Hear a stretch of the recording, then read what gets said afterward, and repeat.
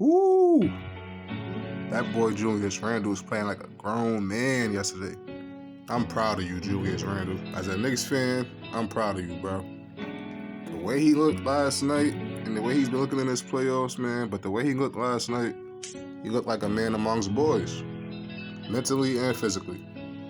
At Randle's position, he is the strongest guy in the NBA. Besides Zion, Zion is the only person who's stronger than him. Besides Zion, he is the strongest guy in the NBA at his position.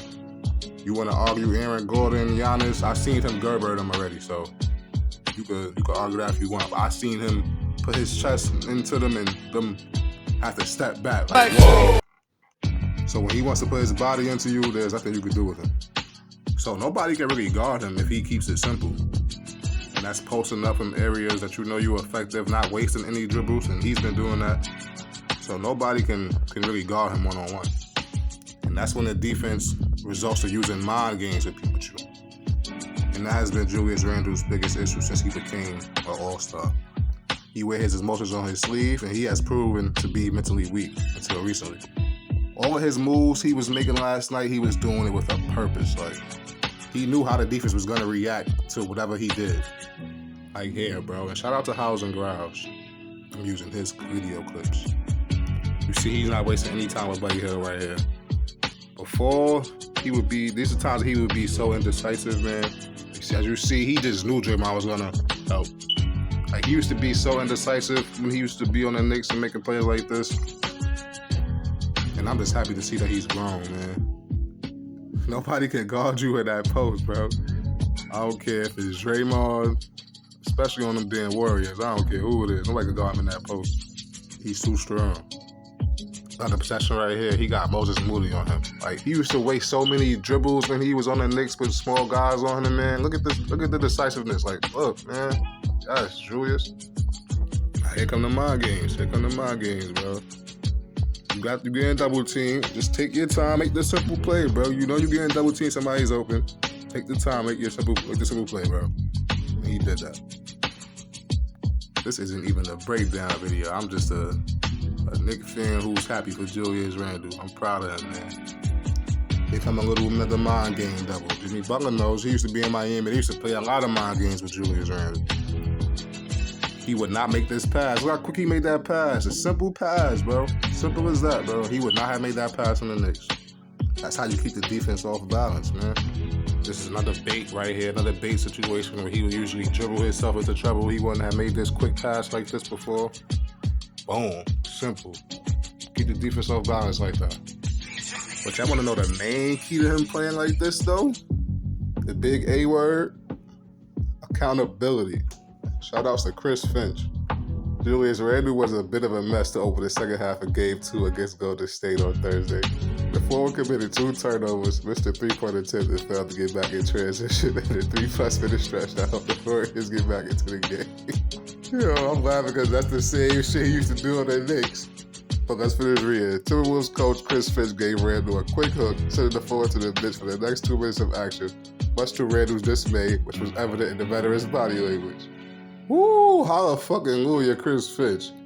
You clearly know you got more balls than tears, because that's something he would never do. He never did. And that was damn near every game, every other game with Julius Randle. And Chris Finch looks like you saved your team and Julius Randle by doing that. I just had to get that out. I had to get that out for me. It was like being frustrated, Randle said. Obviously, Finch was frustrated to start the quarter.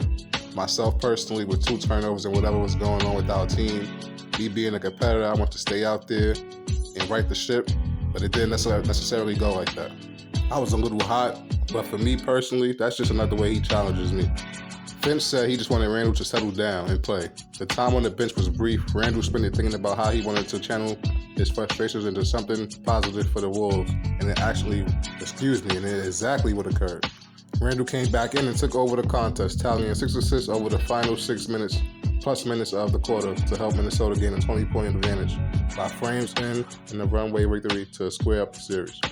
Give him a minute to think about things, regroup, Finch said, and he came back in and was awesome. It was another pop-up button push by the man at the controls. Finch probably called out Anthony Edwards' approach after Minnesota's Game 1 loss to open the series.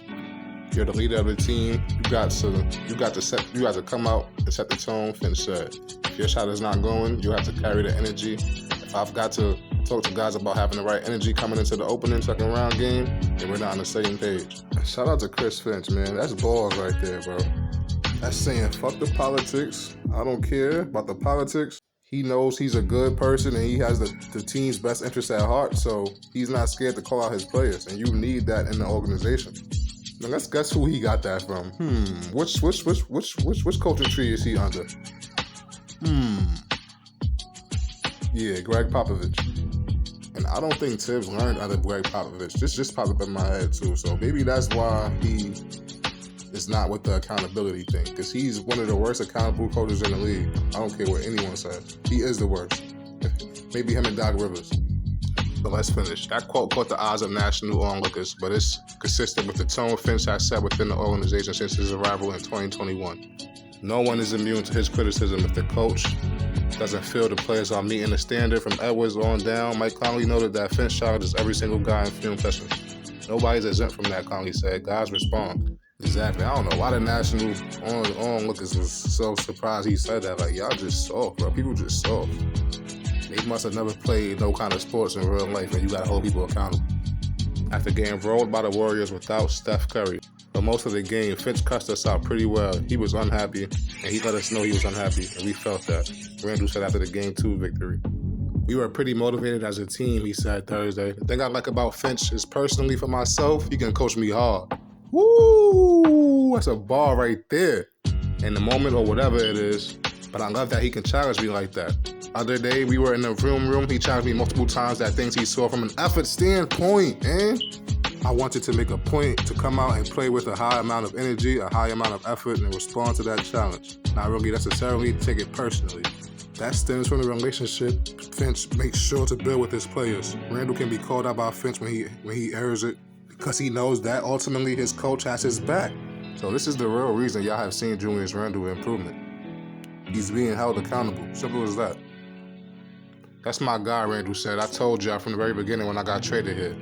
Obviously, new team, new teammates, but the number one thing I was excited for was being able to come back and play for Finch. It's been everything and more. Just his trust and belief in me, the ability to adjust throughout the season.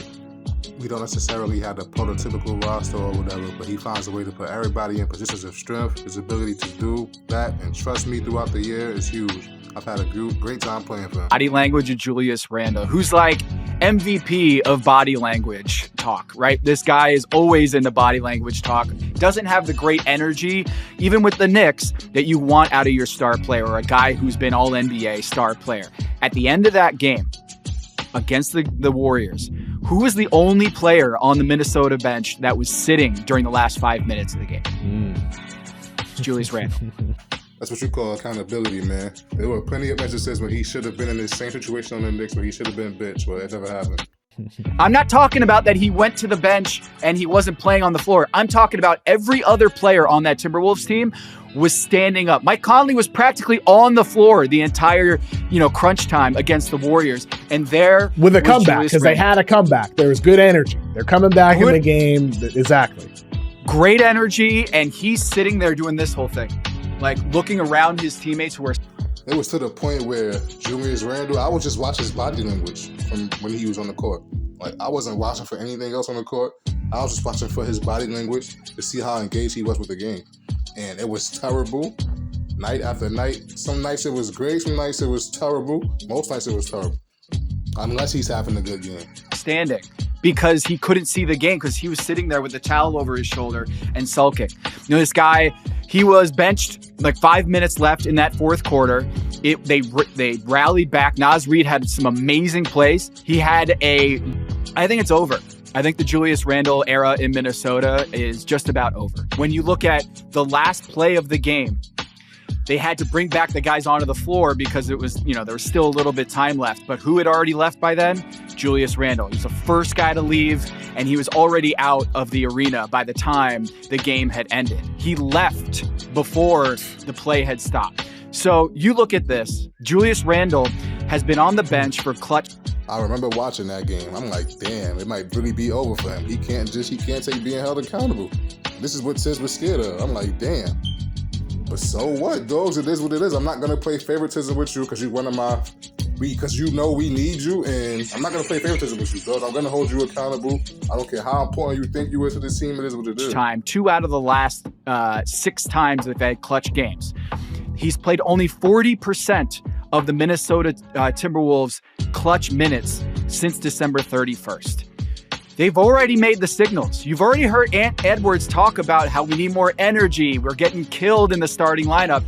I think it's over. I think Julius Randle, if it doesn't happen in the next game, Chris Finch is already thinking about making a starting lineup switch and moving Naz Reid into the starting lineup in place of Julius Randle. Something, KOC, we've been talking about all season long, as I don't know how the Minnesota Timberwolves are going to last as a title contender with Julius Randle starting over Naz Reid. And it seems like Finchy is looking at this situation by playing Naz Reid the last 17 minutes of that game and saying, you know what, he might be our guy instead of Julius Randle. Shout out to Chris Finch, man. I thought it was curtains for Julius Randle in Minnesota. I thought it was curtains in general. Because I'm like, every other team is watching this, bro. Nobody is going to want you on their team as a main option. And you have this attitude, bro. All you doing is hurting yourself. So he realized that. It looked like he realized that all he was doing was hurting himself, and he has to buy into the team. And Chris Finch took a gamble that he has to realize that, or it is what it is. And that gamble has paid off tremendously. Randle didn't have to worry about going to the bench on the Knicks.